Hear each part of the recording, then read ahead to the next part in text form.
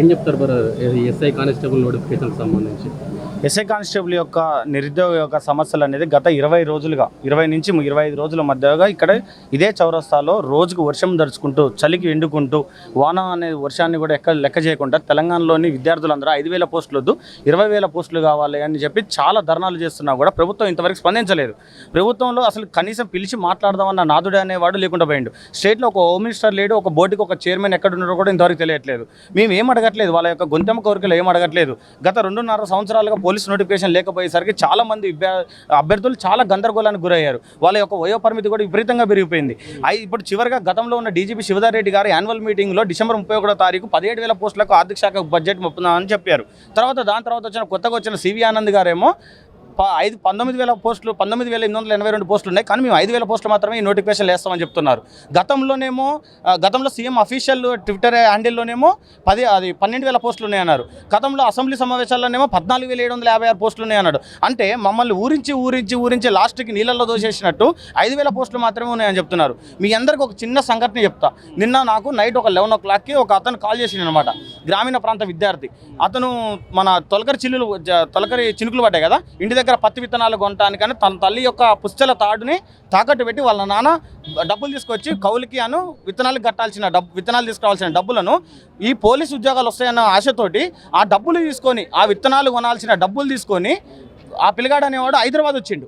ఇప్పుడు ఆ police notification 5,000 అనేసరికి ఆ ఇంటి దగ్గర తల్లిదండ్రులు విత్తనాలు కొనడానికి డబ్బులు లేవు, ఇక్కడ కోచింగ్ ఫీజులు కడతానికి వచ్చిండు.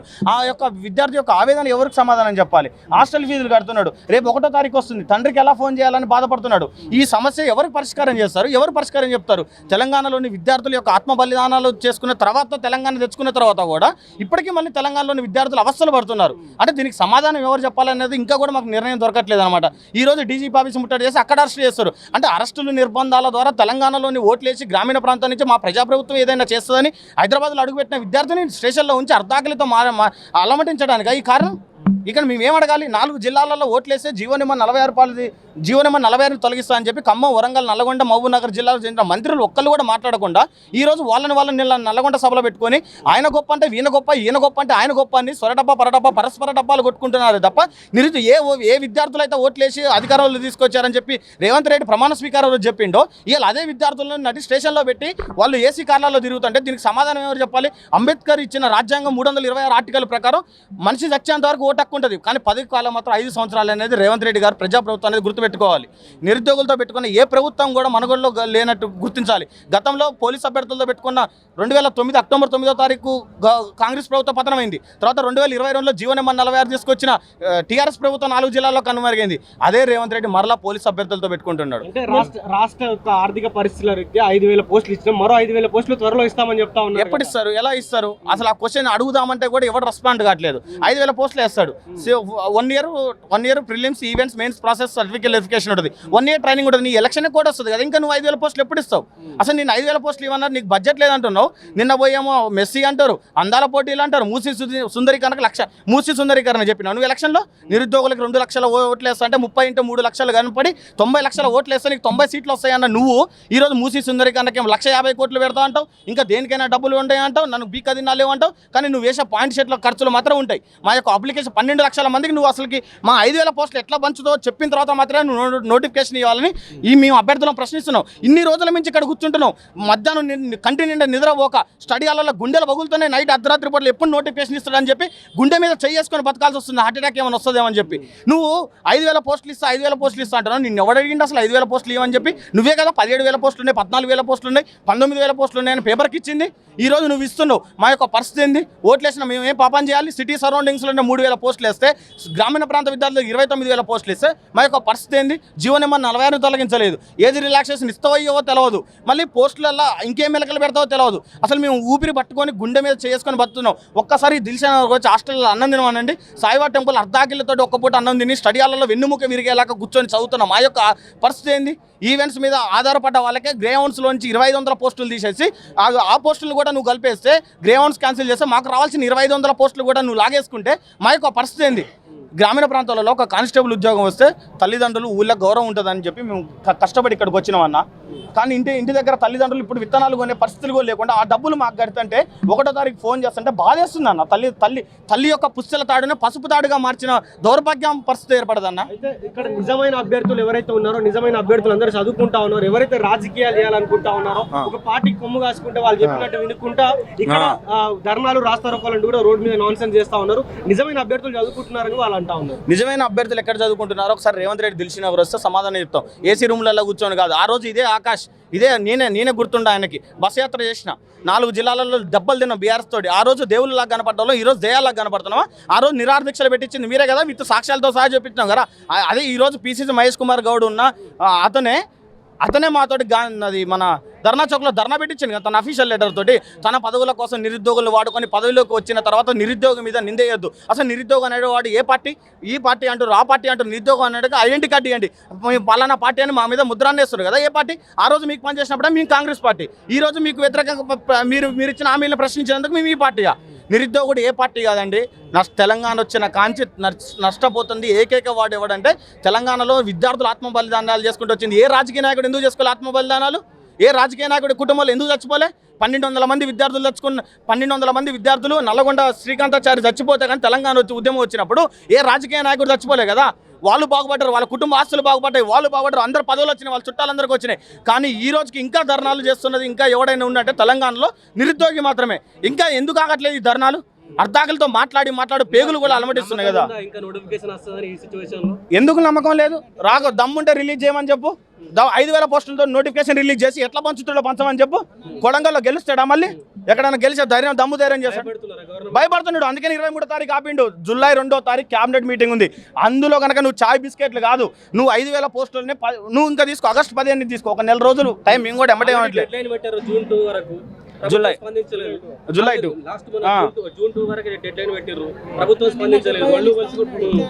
జూన్ 2 వరకు డెడ్ లైన్ పెట్టినామన్నా. కానీ ప్రభుత్వం ఏంటంటే 20,000 30,000 ఇంకా పాడిందే పాట 60-70,000 అంటారు. కానీ తెలంగాణ విద్యార్థులు PhDలు స్కాలర్షిప్లు చేసిన స్కాలర్స్ అందరూ ఉన్నారు. దయచేసి 60,000 70,000 అంటే ఏ రోజుకైనా పతనం అనేది ఉంటుందన్న. మనకి పదవిలో ఉంది కానీ ఏం మాట్లాడితే అది నిజం అలా అయిపోవు. ఎందుకంటే నిన్న 70,000 ఇచ్చాడు, 60,000 ఇచ్చాడు అంటాడు. కానీ అసెంబ్లీలో శ్వేతపత్రం ఇచ్చినప్పుడు మాత్రం 13,742 పోస్టులు మాత్రమే మా అఫీషియల్గా మా ఆయంలో నోటిఫికేషన్స్ ఇచ్చి చెప్పామని చెప్తున్నారు. కానీ కానిస్టేబుల్ అభ్యర్థులు సిటీ సరౌండింగ్లో ఒక్క సీట్ రాకుండా ఓడిపోయిన పార్టీలోనే ఇప్పుడు 3,000 పోస్టులు వేస్తా అంటున్నాడు. అంటే తల్లి పాలు దాగి రొమ్ము గుద్దినట్టు కదా. మా గ్రామీణ ప్రాంత విద్యార్థులు ఏం చేశారు? ఎన్ని రోజులని ఇంకా ఈ స్టేజ్లో ఉండాలి మేము? ఇంకా ఎన్ని రోజులు ఈ స్టేజ్లో ఉండాలని అన్న. మ్యాగజైన్ కొనుక్కోలేక, బుక్స్ కొనుక్కోలేక, అర్ధాకలతో గ్రౌండ్స్లలో ఉరకలేక ఏమి తిప్పాలన్నా ఏమి?